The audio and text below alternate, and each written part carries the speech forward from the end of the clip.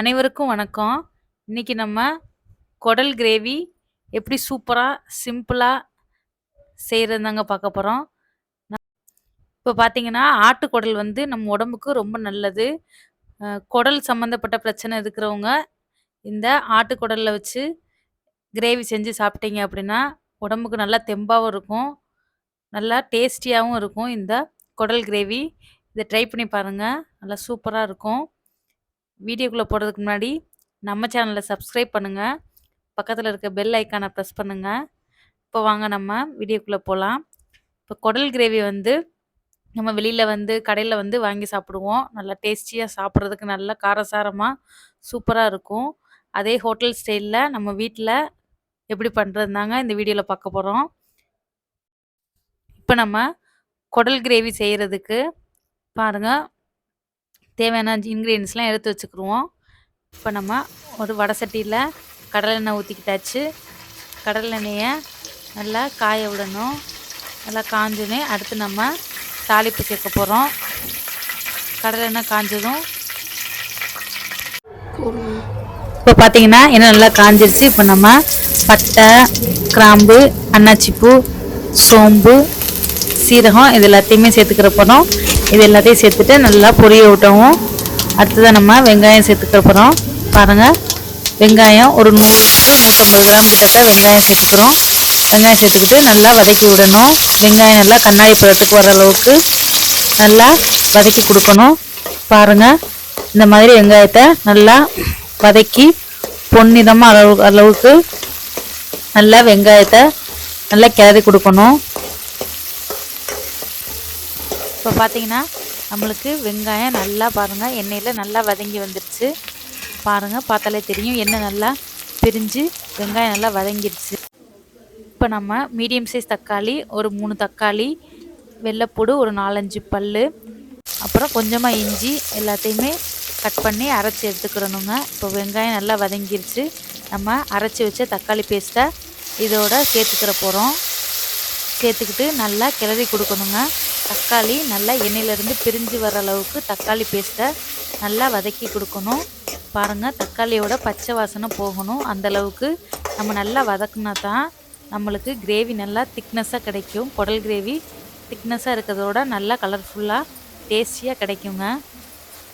இப்போ பார்த்தீங்கன்னா தெரியும் நம்மளோட தக்காளி பேஸ்ட்டு நல்லா எண்ணெயில் பிரிஞ்சு வருது. இந்த ஸ்டேஜில் நம்ம கருவேப்பிலையும் கொத்தமல்லியும் சேர்த்துக்கிற போகிறோம். கருவேப்பிலை கொத்தமல்லி சேர்த்தோம்னா நம்மளுக்கு நல்லா கிரேவி நல்லா வாசமாக கிடைக்கும். அதனால் நம்ம நல்லா பச்சை கருவேப்பிலை மல்லியே சேர்த்துக்கிறணும். சேர்த்துக்கிட்டு நல்லா வதக்கி கொடுக்கணும். அடுத்ததாக நம்ம உப்பு சேர்த்துக்கலாம். நம்ம கிரேவிக்கு தேவையான அளவுக்கு உப்பு சேர்த்துக்கிற போகிறோம். பாருங்கள் கிரேவிக்கு எவ்வளோ தேவையோ அந்தளவுக்கு உப்பு சேர்த்துட்டு நல்லா கிளறி கொடுக்கணும். எல்லா பக்கமும் உப்பு நல்லா மிக்ஸ் ஆகிற மாதிரி. இப்போ பார்த்தீங்கன்னா தக்காளி பேஸ்ட்டு, உப்பு, வெங்காயம் எல்லாமே ஒன்றா சேர்ந்து நல்லா வதங்கி வருது. இப்போ நம்ம மசாலா சேர்த்துக்கிற போகிறோம்.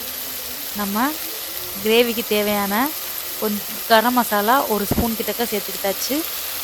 ஒரு ஸ்பூன் கரம் மசாலா. அடுத்து நம்ம வீட்டில் அரைச்சி வச்சுருக்க குழம்பு மிளகாத்தூள் சேர்த்துக்கிற போகிறோம். நம்ம வீட்டு குழம்பு பொடி சேர்த்துக்கிட்டோம்னா நம்மளுக்கு காரமும் நல்லா நார்மலாக இருக்கும். வீட்டில் சின்ன பசங்களும் சாப்பிட்ற மாதிரி இருக்கும். அதனால் நம்ம வீட்டு குழம்பு பொடியை வந்து ஒரு 2 ஸ்பூன் கிட்டக்க சேர்த்துக்கிட்டாச்சு. சேர்த்துக்கிட்டு நல்லா கிளறி கொடுக்கணுங்க. அந்த நம்ம வெங்காயம் வதங்கின அந்த எண்ணெயிலே நம்ம குழம்பு மிளகாத்தூள், கரம் மசாலா போட்டு கொஞ்சம் பச்சை வாசனை போகிற அளவுக்கு நல்லா கொஞ்சம் கிளறி கொடுக்கணும். இப்போ பாருங்கள் நல்லா கரம் மசாலாவும் இதுவும் நம்ம குழம்பு மிளகாத்தூளும் நல்லா மிக்ஸ் பண்ணிவிட்டு அளவு தண்ணி கொஞ்சமாக ஊற்றிட்டு நல்லா கிண்டி கொடுக்கணுங்க. கிண்டி விட்டோம்னா கொஞ்சம் நல்லா ஒரு கொதி வரணும். பாருங்கள் இப்போ நல்லா கொஞ்சம் நல்லா கிளறி கொடுத்துட்டேன். பாருங்கள் கொஞ்ச நேரம் கழித்து நல்லா ஒரு கொதி வந்துடும்.